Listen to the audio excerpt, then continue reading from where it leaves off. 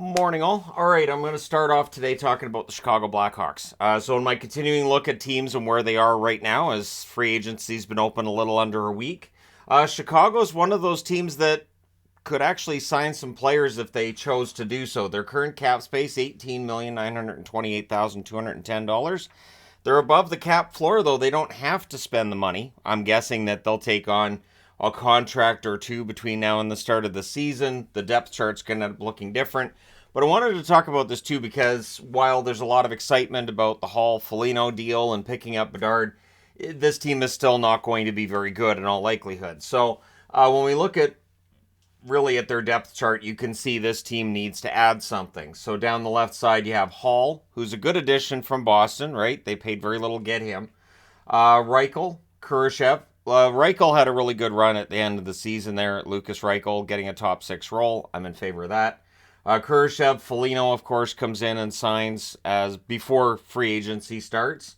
And then you've got Tkachuk and Entwistle are there as depth. Now, Entwistle can play center as well. I like Tkachuk. I think he's a decent player. So the left side's not bad.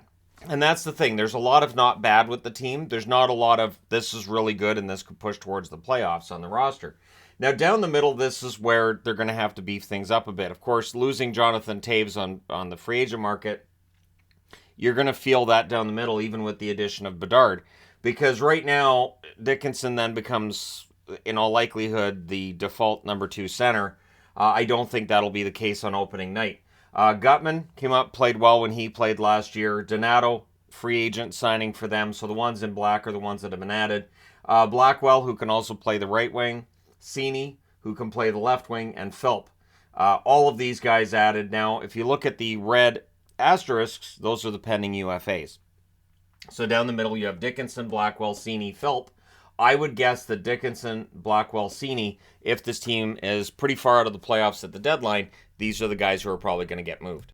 Because I really don't think that the Hawks are like on the verge of getting into contention for the playoffs or one or two players away.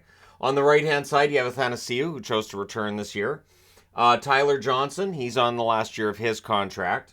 Johnson, up and down year. We'll see how things go for him this season. Radish, I like Radish. I think he's good. So I think there's enough scoring on these top three lines that Chicago will get better. I think they will get better. When you finish 36 points out of the playoffs, getting better, you can do that and still end up missing the playoffs. And you can miss the playoffs by 20 points, and we could still look and say, wow, they've really improved. Reese Johnson is here behind Corey Perry as well. Perry on a 1-year contract. And I've heard they're paying Foligno and Perry a lot to mentor Bedard, which is fine. My only point was they probably could have talked them into mentoring for a little less. In fact, the reality is that at the trade deadline, they would likely be willing to move one or the other, right? If you're 20 points out of the playoffs, there's teams that are going to call about Perry. But at a $4 million cap hit, I would think there might be fewer teams calling about Perry. Hardman is there. Hardman can play the left side as well. Joey Anderson. Gust is on the board too. He earned himself a contract from the Hawks. It expires this year. So the forward group is not awful necessarily. There's some good mixes you could have there, but is it a playoff roster? No. And that's just the reality, which I think most, if not all, Hawks fans understand. This rebuild was about getting Bedard. They get Bedard. If they finished low in the standings and got Celebrini this year, I think they'd be happy about that as well. Although I think the internet might melt down if they win another draft lottery, which they can. You can win, I believe it's just the 2 in 5 years, right? So they could potentially win another draft lottery. Then you get to the blue line, and this is where things are, again, there's some good parts here.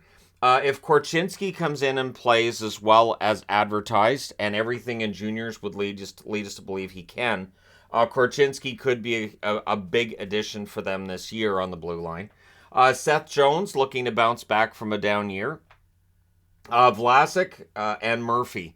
Now, are they top 4 on other teams? Probably not, but here they might be. Jared Tenorti had a good run under Luke Richardson. I think Luke Richardson gets the best out of Tenorti anybody has in his career. He's on an expiring contract, and I look for Tenorti to maybe start this season as well as he did last year. He's just got to avoid injury. And Zaitsev. They took on the Zaitsev contract from Ottawa, and so Zaitsev may very well find himself getting traded at the deadline. He has an expiring contract as well. Roos, Crevier, Phillips, Kaiser, Allen. There's some depth there, but I think they're going to add. I have a funny feeling that out of that almost $19 million in cap space, they're going to add here. Maybe Jujhar Khaira gets brought back in for depth up front because Khaira's still out there as a free agent. But I do think that there's room here for a couple more defensemen to get added. And I'm not talking about like household names, probably just your bottom two potential guys there. Then there's the goaltending. Now, Peter Mrazek had a decent year for the Chicago Blackhawks. He did. The goaltending wasn't awful for Chicago this past year. The defense in front of him could be. Soderblom likely has the inside track on becoming the backup goaltender, but Stauber was pretty good in his call-up as well. And then you've got Commesso, right? You've got that first-round pick. You might be better off having Commesso playing in Rockford and getting that chance to be your starter there and go with either Soderblom or Stauber as the backup at the NHL level. So there's some good young goaltending depth here, but it's a matter of it being ready, and I don't think that they're ready yet to dominate at any level or at any rate with the NHL yet. So Chicago is in that place in their rebuild where they're not good enough to compete for the playoffs, but they are going to likely be better this coming season than what we saw last year. But again, that $19 million in cap space, they are the envy of most of the league in that regard, because I'm sure there's a lot of people calling Kyle from Chicago to ask him, hey, so you're the guy who was interviewed in Nashville, right? Yeah. Can we work a deal? I got this contract I want to get rid of. And Kyle from Chicago is likely saying, it might cost you your first-round pick for us to take that contract on. We saw how much it costs to get rid of guys with term. This summer, it has been really eye-opening, I think, for some fans and maybe some media as well. But we've heard for years now that players with term left, nope, they're persona non grata for trade. GMs don't want them. So Chicago's in a position to take a couple on, and they might be able to, say, increase what they're looking for in return for doing so. Let me know your thoughts. Where do you think the Chicago Blackhawks need to add some more depth going into the season? Do you think they'll do better than the 59 points they had this past season? And how many points does Bedard get? I would just say like 85 to 90 is possible. I think Bedard's capable of that, although if Hall and Athanasiou are on his wings, would that bring his totals up? Would it bring them down? Let me know your thoughts in the comment section below, as always, regarding the Chicago Blackhawks and where they're going to stand this year. Likely still bottom 5 in the league, I would think. But let me know your thoughts. Hit like and subscribe if you're browsing your way through. You just happened upon this video. Thank you guys so much for watching, for all your support. I will talk to you again soon.